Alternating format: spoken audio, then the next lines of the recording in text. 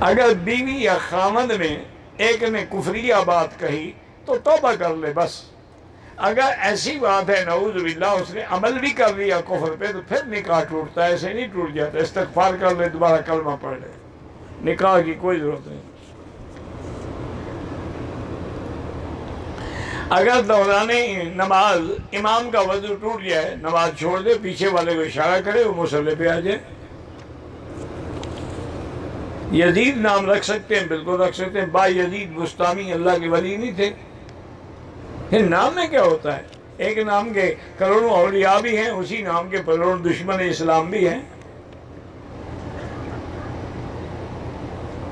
بالکل شیعوں کو بند کرنا چاہیے, لیکن کوئی پاسپورٹ پر لکھ کے بھیجو نا شیعہ. بہرحال مولانا طارق جمیل صاحب مریض ہیں, اللہ شفا عطا فرمائے.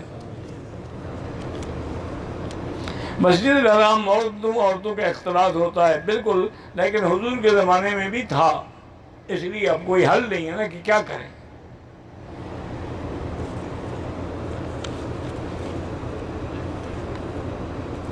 حیض, نفاس اور شدید بیماری کے علاوہ اور کوئی حالت نہیں کہ بیوی خامد کے حق ادا کرنے سے انکار کرے. جو عورت خامد کے حق ادا کرنے سے بغیر عذر کے انکار کرتی, اللہ کے فرشتے اس پہ لعنت بھیجتے ہیں. عورت کسی کے قبر پہ نہیں جا سکتی, نہ محرم کے نہ غیر محرم کے.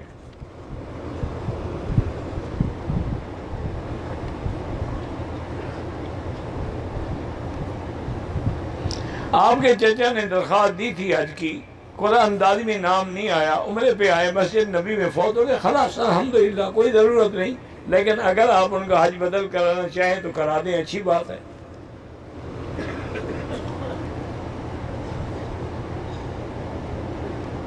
میری بہن ایک بدعتی کے نکاح میں ہے جو خود بھی میلاد کرتا ہے, میری بہن سے بھی زبردستی کراتے.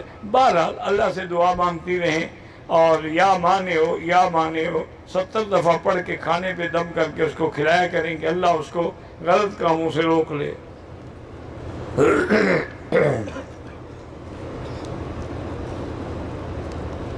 بہرحال امام کے آگے جو کھڑے ہوں گے ان کی نماز نہیں ہوگی.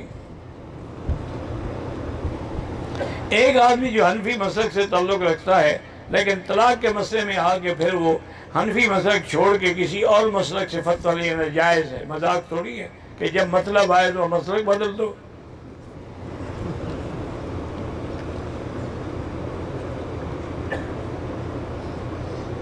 بہرحال جو بھی ناحق قید ہے اللہ ان کو رہائی عطا فرمائے. دوسری ایک بات یاد رکھو, یہ 3 طلاق کا جو مسئلہ ہے نا, یہ صرف حنفیوں کا نہیں ہے, چاروں اماموں کے نزدیک 3 یعنی امام ابو حنیفہ, امام شافعی, امام مالک, امام احمد بن حنبل, سب کے نزدیک ایک وقت میں 3 طلاق 3 ہوتی, وہ ایک نہیں ہوتی.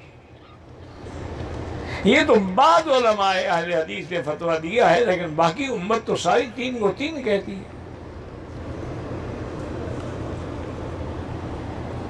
تقدیر میں پہلے لکھ دیا گیا چونکہ اللہ جانتے تھے کہ تم یہ کرو گے, یہ نہیں کہ اللہ نے زبردستی تم سے کروایا ہے. یہی تو کمال علم ہے کہ ابھی تم پیدا بھی نہیں ہوئے تھے, اللہ کو پتہ تھا کہ تم کیا کیا کرو گے. انشاءاللہ اللہ سب کی حاضری قبول فرمائیں, اور جو لوگ فوت ہو گئے اللہ ان کی مغفرت فرمائیں.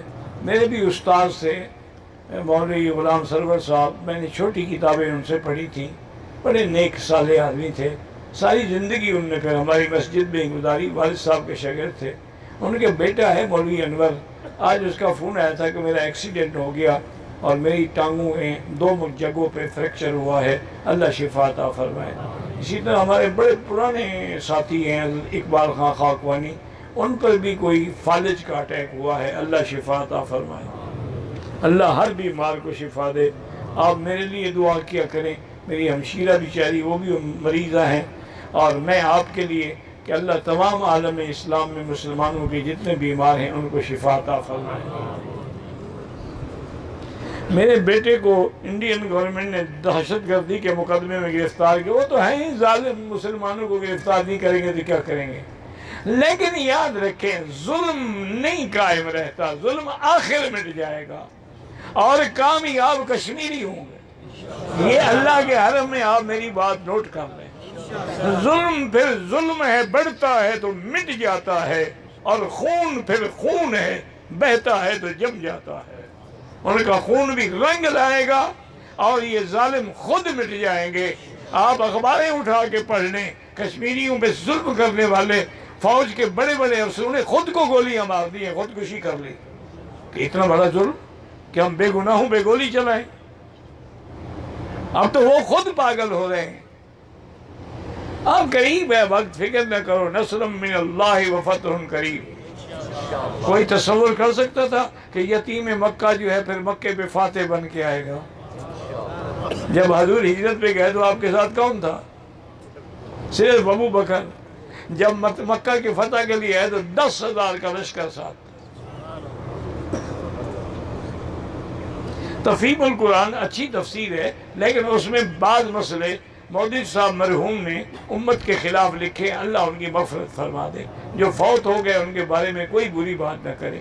باقی آپ نے اگر صحیح تجزیہ کرنا ہو تو آپ تفہیم القرآن بھی لے لیں اور معارف القرآن بھی لے لیں۔ ایک صفحہ اس کا پڑھیں، پھر وہی صفحہ اس سے پڑھیں، تو انشاءاللہ چند صفحوں میں آپ کو پتہ لگ جائے گا کہ مودودی صاحب نے کیا کیا غلطیاں کی ہیں۔ اصل میں اس بیچارے کا بھی قصور نہیں ہے، وہ کوئی باقاعدہ علم کو باقاعدہ طریقے سے انہوں نے حاصل نہیں کیا تھا، وہ مطالعے سے عالم بنے۔ بہت بڑے عالم تھے، بہت بڑے اسکالر تھے، لیکن سٹڈی سے۔ جب استاد نہ ہو تو پھر بندے سے غلطیاں ہوتی ہیں۔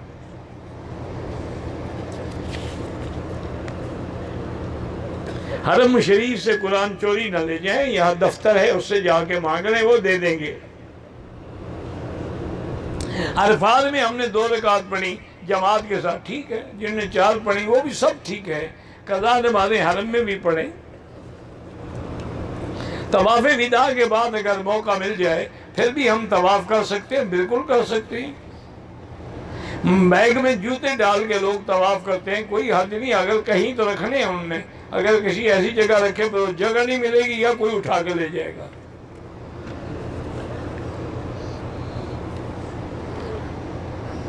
بہرحال کعبے کی دیواروں سے رگڑتے ہیں کفن یا رومال یا ٹوپیاں، یہ سب فضول باتیں ہیں، شریعت کے خلاف ہے۔ میرا بیٹا ہے، اس کی بار بار چوری ہو جاتی ہے، فضل الرحمان۔ بہرحال اللہ اس کی مال کی حفاظت کرے۔ اس کو بتائیں کہ سونے سے پہلے 7 دفعہ آیت الکرسی پڑھ کے اپنے پورے گھر کا حصار کر لیا کرے، پھر کوئی چور نہیں آئے گا۔